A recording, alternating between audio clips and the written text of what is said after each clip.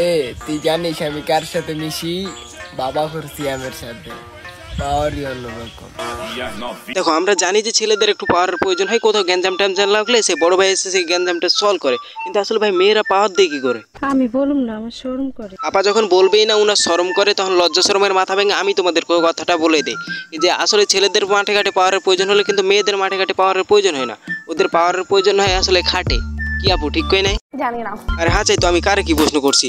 ওনারা তো দেখলে বুঝে যে এখনো উনি ফিডার খায়, আর ওনার নাক টিপ দিলে এখনো দুধ বাড়াইব। আমি কাল লগে চলে জানেন ডেন্ডি খোর সাব্বিরের লগে পাওয়ারই অন্যরকম। আরে ওয়েট ওয়েট ওয়েট, একটু আগে ও না কি কইলো? এ তুই জানিস আমি কার সাথে মিশি? বাবা করছি আমার সাথে, পাওয়ারই অন্যরকম। ভাই তোমরা কি বুঝতে পারছো না? আমি বুঝাই এখন, উনি আসলে 12 ভাত তরকারি। इसीलिए समझ रहे हो।